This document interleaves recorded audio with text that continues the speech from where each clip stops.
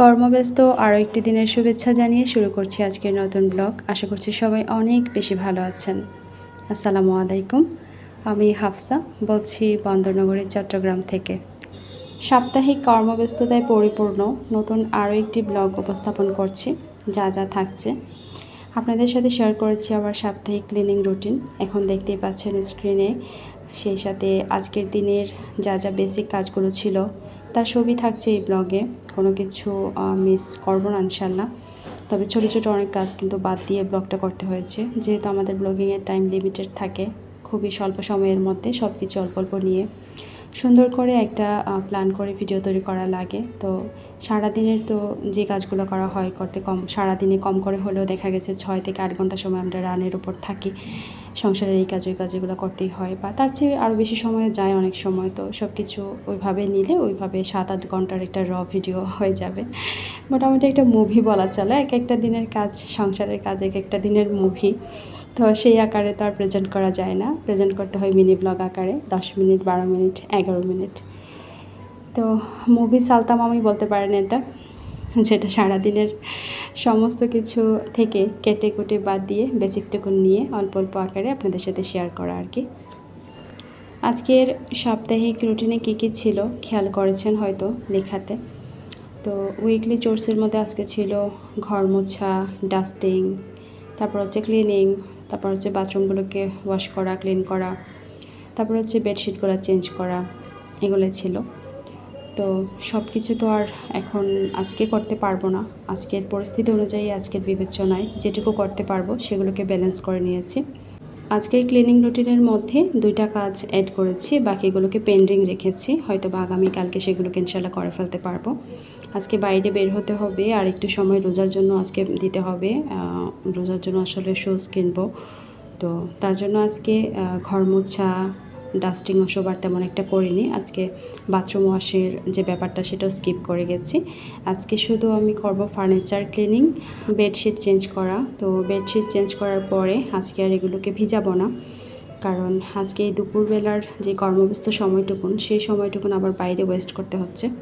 তো বাসায় ফিরে আবার রান্নাবান্না আছে, আপনারা একটু খেয়াল করে দেখবেন। আজকে সকালটা এই ফার্নিচার ক্লিনিং আর বেডশিটগুলো চেঞ্জ করা মোটামুটি করে একটু ডাস্ট করে নিয়েছি আর কি, সোফা টোফা এগুলো করতে করতেই কিন্তু সকালটা বয়ে গেছে। তো এখন বাচ্চাকে আনার জন্য বাইরে বের হয়েছি। তার আগে কিছুটা সময় হাতে নিয়ে বের হয়েছি। প্রথমে যাব হচ্ছে শোরুমে, একটু বাটার শোরুমে, রোজার জন্য শুজ লাগবে। তো তারপর হচ্ছে রাজকে স্কুল থেকে পিক আপ করে দেন বাসায় ফিরবো আর কি। এভাবেই প্ল্যান করে চলতে হয় আসলে। যখন প্রয়োজন পড়ে যায়, সামনে যেগুলো পড়ে যায় আর্জেন্ট, সেগুলোকে করার জন্য আজকের যে কাজগুলো আর্জেন্ট করার ছিল সেগুলোকে একটু পেন্ডিং রেখে করতে হয়। মানে আজকের কাজটাকে কালকে পেন্ডিং করলে যদি সমস্যা না হয়, তো সেভাবেই ব্যালেন্স করে নিই আর কি। দেখা গেছে ঘর মোছার কাজটা কালকে করলেও চলবে। তারপর আরও যা কিছু টুকটাক আছে ডাস্টিংয়ের, সেগুলোকে কালকে করলেও চলবে। বাথরুম ওয়াশের ব্যাপারটাও কালকের জন্য রেখে দিয়েছি। কালকে হয়তো রাজের বাবা রাজকে স্কুল থেকে আনতে যাবেন, কারণ কালকে বলেছেন ছুটি নেবেন। তো ওই সময়গুলোতে যে সময়টা আমি বাইরে যে আমার 2.5-3 ঘন্টা সময় আজকে ব্যয় হচ্ছে, সেটাকে আমি কালকে ইনশাল্লাহ কাভার দিয়ে দিতে পারবো। তো এভাবেই আর কি সব কিছু মেনটেনিংয়ের যে ব্যাপারটা, সেগুলো আপনাদের সাথে শেয়ার করছি। কারণ আসলে এখন অনেক কিছুই এরকম হয়ে গেছে যে আপনারা যারা আছেন আমার ছোট্ট পরিবারে, সবাইকে আসলে নিজের মতো করে ভাবতে শুরু করা এবং সেই জায়গা থেকেই সব কিছু শেয়ার করা। তো এখন হচ্ছে বাসায় ফেরার পরে বিকেলবেলা এর মধ্যে বাচ্চাদেরকে খাইয়ে ঘুম পাড়িয়ে দিয়েছি গোসল করিয়ে। তো রোজা আবার বলছে ও ঘুমাবে না, ও হচ্ছে গিয়ে একটুখানি কার্টুন দেখছে, আমার পিছনে পিছনে হাঁটছে, ওই যে উঠানে যাচ্ছে, এগুলো আর কি টুকটাক খেলাধুলা করছে। তো রাজ ঘুমিয়ে পড়েছে, রাজকে আবার সন্ধ্যার দিকে উঠে পড়তে বসতে হবে। তো আমি এর মধ্যে চলে এসেছি রান্নাঘরে। আজকে কিছু রেসিপি করব, তো সেগুলো আয়োজন হচ্ছে আর কি। আজকে হচ্ছে কি রান্নাটা একটু বাড়তি করে রাখবো। আর রাজের তো ফাইনাল অ্যাসেসমেন্ট আপনাদেরকে বারবার করেই বলছি, আসলে তার জন্যই এই আয়োজনগুলো আর কি। মানে একটু বেশি করে রান্না করে রাখলে ওকে একটু সময় বেশি দেওয়া যায়। তো তার জন্যই একটু বাড়তি খাবার রান্না করে বক্স করে রেখে দিব রাতে খাওয়ার পর। তো সেটা দিয়ে দুপুরটা চলে যাবে সুন্দর মতে। তারপরে হয়তো কালকে পরে বিকেলের দিকে বাচ্চাকে আবারও দেন স্কুল থেকে আসার পরে ঘুমটুম পাড়িয়ে আমি বিকেলে রান্নাটা করে নেবো ওই সময়টাতে। এভাবে করে মানে এক্সামের সময়টাতে আমি এভাবেই একটু ব্যালেন্স করে চলি। আদারওয়াইজ আমি সকালের দিকে রান্নাটা গুছিয়ে নিই, মানে সুবিধা বুঝে সুযোগ বুঝে কাজগুলো করি আর কি। এখানে একটা পেস্ট তৈরি করেছি আমি, সরিষার পেস্ট। আপনারা দেখেছেন আমি কী কী মশলা ইউজ করেছি। সরিষা, সামান্য আদা, সামান্য রসুন, এগুলো দিয়ে একটা পেস্ট তৈরি করেছি। আর একটু হলুদ, একটু মরিচের গুঁড়া, তারপর 2টা কাঁচামরিচ, সব কিছু একসাথে দিয়ে সুন্দর একটা পেস্ট তৈরি করে নিয়েছি। একটু লবণও দিয়েছিলাম। সেটা আসলে কুমড়ো আছে না, চাল কুমড়ো, সেটা দিয়ে ভিতরে একটা পুর দেব ওই মশলাটা দিয়ে, তারপর ওটাকে ভাজবো।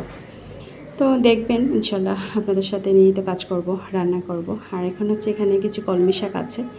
তো এখন একটা কথা আসলে মনে পড়ে গেছে, নিপু আপু অনেকদিন আগে বলেছিলেন যে আপু সিলেটি রান্নাগুলো অনেক মজা হয়, তো শেয়ার করিও। তা আপুকে বলেছিলাম যে আমি আসলে বাসায় সবসময় করলেও ভিডিও আকারে আসলে কেন জানি ওইটা নেওয়া হয় না। যখনই ভিডিও করি তখন অন্যান্য রেসিপি হয়, সিলেটি রান্নাবান্না যখন করি তখন আর ভিডিওগ্রাফি হয় না। তো আপু বলেছিল না অবশ্যই নিবা, তোমাদের কাছে যেটা সাধারণ সেটা আমাদের কাছে সবসময় একটু ইউনিক লাগে। তো আসলে সবার পরিবারের বা পারিবারিক রান্নাবান্নাগুলো মানে অন্যান্যদের কাছে আসলে ইউনিক লাগে। আমি যখন ব্লগার আপুদের ব্লগ দেখি বা যে কোনো টিভিতেও যখন কোনো দেখি বা যে কোনো ডকুমেন্টারি টাইপের কোনো ফুড বা প্রেজেন্টেশন দেখি, আমার কাছে ইউনিক লাগে। কারণ আমাদের সংস্কৃতি একটা বিষয় আছে যেখানে আমরা বাঙালিরা ঐতিহ্যগতভাবে বা সাংস্কৃতিকভাবে একই রকম খাবার দাবারে অভ্যস্ত, চলাফেরায় অভ্যস্ত। সেখানে আবার কিন্তু আরও অনেকটাই ভিন্নতা থেকে যায়, পারিবারিক সংস্কৃতি একটা থেকে যায়, যেটা আমি বিশ্বাস করি। পারিবারিক খাবার দাবার, তারপর হচ্ছে এলাকাভিত্তিক খাবার দাবার এরকম থাকে, জেলাভিত্তিক কিছু খাবার দাবার থাকে, যেটা কিনা একে অপরের সাথে রান্নার দিকেও অনেক পার্থক্য থেকে যায়, স্বাদেও পার্থক্য থেকে যায়, এরকম আর কি। পারিবারিকও কিছু ভিন্নতা থাকে, পরিবারের রান্নাবান্নাও এক এক পরিবারের থেকে আরেক পরিবারের রান্নাবান্না ভিন্ন, খাওয়া দাওয়ার ধরন সব কিছুই আলাদা থাকে। তো যেমন ধরুন আমার হাজব্যান্ডের পরিবারের খাবার দাবারের যে রান্নাবান্নার যে কিছু মেনু আছে বা রেসিপি আছে, আমি যখন প্রথম এসেছি তখন আমার কাছে ইউনিক লাগতো। তার মধ্যে হচ্ছে একটা ভাপা বিন্নি, তারপরে হচ্ছে চালের রুটিকে 3টা করে দিয়ে আলাদাভাবে ওটাকে মুচমুচে করে ভেজে আবার গরুর মাংসের সাথে সার্ভ করা, ওই সমস্ত কিছু রেসিপি আছে ওনাদের, যেটা কিনা আমার কাছে ইউনিক লেগেছিল। তো সেরকমই আসলে প্রতিটা পরিবারের খাবার দাবার আলাদা, সব কিছুই আসলে আলাদা আলাদা হয়ে থাকে। তো সেই জায়গা থেকে আর কি আমি আজকে আসলে আমাদের সিলেটি রান্নাবান্নার একটা পার্ট আছে এখানে, যেটাকে আমরা বলি সিলেটি শুটকির শিরা। তো যারা আপুরা আছেন সিলেট থেকে আমাকে দেখছেন, তারা তো জানেন এই রেসিপিটা কত মজা হয়, আমাদের প্রাণের রেসিপি আমাদের সিলেটিদের প্রাণের খাবার এই শুটকির শিরা। তো এটা করছি আর কি, এখন হচ্ছে রান্না করে নিচ্ছি আর রেসিপিটাও মুখে মুখে আপনাদের সাথে শেয়ার করছি। এখানে কলমি শাক তো মোটামুটি 2 ইঞ্চি পরিমাণ বা 1.5 ইঞ্চি পরিমাণ করে লম্বা করে কেটে নিয়েছি বা হাত দিয়ে বেছে নিয়েছি। এখানে আছে 3 পিস চেপা শুটকিকে একদম গ্রাইন্ডারে পানি দিয়ে ব্লেন্ড করে নিয়েছি। আজকে আর সিদ্ধ করে আলাদা করে ছেঁকে নিইনি, গ্রাইন্ড করে নিয়েছি যাতে করে কাটা না থাকে আর কি, একদম পেস্ট হয়ে যায় তার জন্য। আর এটার সাথে যাবে হচ্ছে একটা আস্ত রসুন বাটা, মোটামুটি ছোট সাইজের একটা রসুন, আর যাচ্ছে 1 চামচ পরিমাণে লাল মরিচের গুঁড়া, কাঁচামরিচ কাটা, আর কিছুটা হলুদের গুঁড়া। আর যখন হয়ে আসবে মোটামুটি 6-7 মিনিট আগে আমি চিংড়ি দিব, চিংড়ি দিয়ে আরও 6-7 মিনিটের মতো রান্না করে পুরো রান্নাটা শেষ করে দিব। তো এটা ঢাকনা দিয়ে দিলাম, এটা রান্না হতে থাক। আর আপনারা একটু খেয়াল করেছেন হয়তো, যখন কলমি শাক কেটেছি তখন কিন্তু আলুকেও পাতলা করে কেটেছিলাম, তো একসাথেই দিয়ে দিয়েছি সব কিছু, আলু এবং কলমি শাক। আর এদিকে হচ্ছে মাছের ভুনা করছি, এখানে সামুদ্রিক মাছ আছে, তো একসাথে একটু বেশি করে রান্না করে রেখে দিব। কোটা বাছার মাঝখান দিয়ে কিন্তু আমি একটু ভর্তা বানিয়েছিলাম। তো কদবেল ছিল বাসায়, ওখান থেকে একটা আস্ত কদবেল নিয়ে, তারপর হচ্ছে পেয়ারা ছিল, তারপর আমলকি ছিল, আমড়া ছিল, সব কিছুর কম্বিনেশনে কিন্তু একটা মোটামুটি ছেঁচা ভর্তা বানিয়েছি, আপনারা দেখেছেন। আর এই ভর্তাটা দেখতে একটু সাদা সাদা হলেও, মানে যেহেতু সব যা যা ইউজ করেছি উপকরণ সব কিছু সাদা সবুজ, তো দেখতে সাদা হয়েছে। আর পোড়া মরিচ দিয়েছিলাম, একটু চিনি, একটু লবণ দিয়ে, রসুনও দিয়েছিলাম, পেঁয়াজও দিয়েছিলাম, সমস্ত কিছু দিয়ে যখন এরকম ছেঁচে একটা ভর্তা করেছি, হঠাৎ অনেক দিন পরে এরকম একটা ভর্তা আসলে খেয়ে অনেক ভালো লেগেছে। আর রাজের বাবার এই ধরনের ভর্তা অনেক বেশি পছন্দ, তো সবার জন্যই রেখে দিয়েছি আর আমি একটুখানি খেয়ে নিয়েছি আর কি। এখন হচ্ছে আমি চাল কুমড়ার যে ভাজাটা করব, সেই ভাজার ভিতরে পুরটা ঢুকিয়ে নিয়েছি। একটু আগে আপনারা দেখেছেন আমি পেস্ট করেছিলাম। চাল কুমড়ার যে রেসিপিটা এখন শেয়ার করছি, এটা কিন্তু সঠিক রেসিপি মেনটেন করে করতে পারলে, অর্থাৎ যে মশলাটা তৈরি করা হয় সেই মশলাটা যদি পারফেক্টলি করতে পারেন, রেশিওটা মেনটেন করে, তাহলে কিন্তু এটা খেতে অনেক মজা হয়। সরিষাটা যখন ভাজা ভাজা একটা ফ্লেভার বের হবে এবং দুই পাশ চাল কুমড়ার খুব সুন্দর মতো ভাজা হয়ে যাবে, তখন কিন্তু এটা নামাতে হবে। যদি ভিতরটা কাঁচা থেকে যায় মশলাটা, তাহলে কিন্তু খেতের স্বাদ পাওয়া যাবে না। তো আমরা যেহেতু সরিষা খেতে ভালোবাসি বা পছন্দ করি, সে জায়গা থেকে আর কি আমরা একটু বেশি সরিষা দিলেও খেতে পারি, সমস্যা হয় না। কিন্তু যারা সরিষা কম খেতে পারেন বা একটু কম পছন্দ করেন, তারা অল্প পরিমাণে সরিষা লাগিয়ে নিয়ে এভাবে চাল কুমড়াটা ভেজে দেখতে পারেন। তবে সরিষার মশলাটা কিভাবে তৈরি করেছি সেটা একটু ভিডিওতে ভালো করে দেখে নেবেন। আর মশলার পরিমাণটা মাঝখানে যে পুর হিসেবে দিবেন একটু কম ব্যবহার করবেন, মানে কম ব্যবহার করলে খুব দ্রুতই ভাজা ভাজা হয়ে যাবে মশলাটা, তাহলে দেখবেন যে ওটা খেতে আরও বেশি ভালো লাগছে। তো যাই হোক, এখন হচ্ছে লাউ চিংড়ি রান্না করে নিচ্ছি। আজকে যা যা রেসিপি করেছি তার সব কিছুই আপনাদের সাথে শেয়ার করব।